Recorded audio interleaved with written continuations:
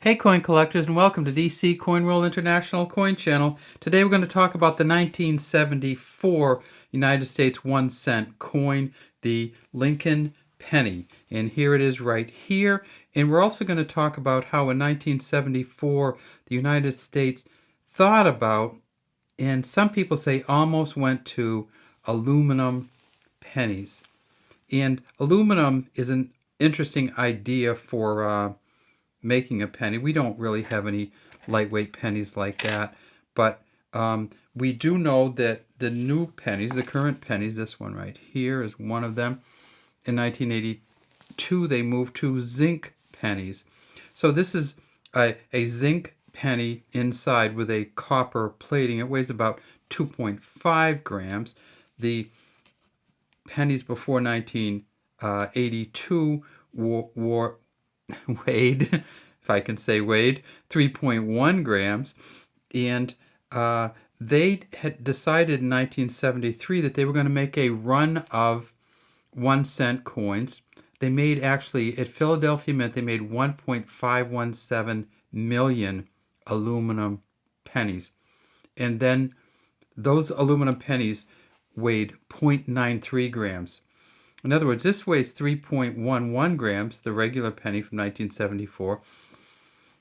In 1973, they made a run of aluminum pennies at Philadelphia Mint that weighed 0.93 grams, or less than 1/3.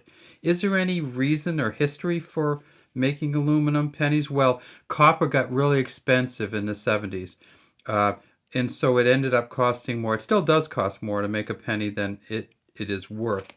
And they looked at some other ways to do it. Now, France had aluminum coins for a long time, and this is one of the post-war, we call post-war World War II. And this is the last year, of course, that they had made the 2 franc coin from France. And this is a big coin.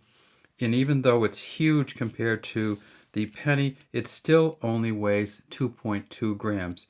And France used aluminum coins from the 40s all the way up to 1960 in the 2 franc variety. So why, or what happened with it? Well, the United States Mint in Philly made 1.57 million. They made some in Denver too, and nobody ever really kind of knew about it until somebody found one in their father's coin collection, and it was one of the workers at the mint, directors of the mint's sons, found it in his father's coin collection. He found this aluminum coin, which was supposed to have been destroyed. And when you look at these, you see this is a 1974. This is one you're going, well, that's awful shiny for 1974.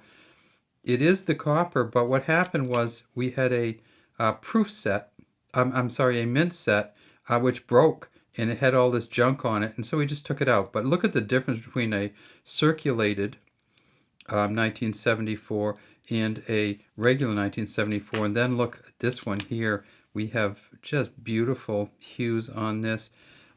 So when they get into circulation, you get a lot of different, body, little sweat, little dirt on it, and they change. So we have all these different colors here and there's just a beautiful, this is the kind, sometimes collectors love these coins because they have kind of the purplish orange color to them. So in 1974, they, of course, didn't make an aluminum coin, and they went with the regular 1 cent coins. This is the Victor David Brenner variety, of course. So Victor David Brenner was the engraver of these coins, and we can see his initials right down here. There is a V, a D, and a B. And then the back, of course, was the Frank Gasparo Lincoln Memorial design. If we look way deep in there, we can see Lincoln sitting in his chair. United States of America at the top, E Pluribus Unum at the bottom. Underneath it, above the building, of course, is the Lincoln Memorial, and then 1 cent down here. Now, these coins were 95% copper. They were called bronze, but they were 95% copper, 5% zinc or tin. So that's what they ended up making in 1974. And at the Philadelphia Mint, instead of 1.517 million aluminums, they actually made 4.232 billion of these regular coins. And so they never went to the aluminum. They stayed with the bronze copper until 1982, when they went to the copper plated zinc. At the Denver Mint, they also made these coins.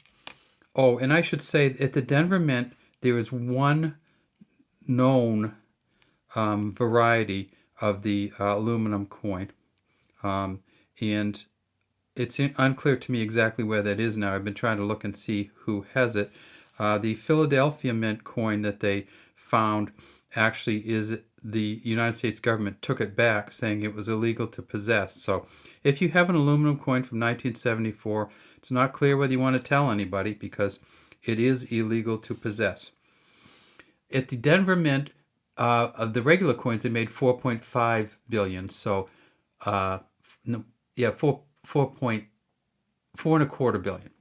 So between the two, they made 8.5 billion of these coins. Are any of them valuable? Well, some of them actually are. Here's a kind of a worn one. Look at that. We got the kind of, you know how copper kind of gets green, so you can see the copper actually coming through and getting green on these. There are some very valuable 1974s. PCGS has rated a 1974 red. And red is when the coloring starts coming out. It'd be, see how the outline here is reddish? It would be all red like that at about $400 at a MS67 Plus. And that's for Denver. At a Philadelphia MS67 Plus, they found one that they rated, and it's probably worth, at MS67, it's probably worth about $2,900. And finally, in 1974, they still put out the San Francisco Mint coins. And in San Francisco, they made 409 million. And there is a San Francisco Mint MS67, which is worth well over $200. So, no aluminum. We never got to the aluminum. And I got to say that these coins, I don't know. I mean, I love the French coins, but the aluminum coins, they just feel like insubstantial. They have a funny sound to them. They feel like they're kind of hollow, and they don't wear well. You can see this is a 59. This has been around for a long, long time, and it still doesn't get any coloring. All it does is kind of get worn down. So while I love the French coins, I'm glad the U.S. didn't go to aluminum. All right, that's all we have today from DC Coin World International Coin Channel. We'd love to have you subscribe to our channel and leave any comments you might have in the comments section.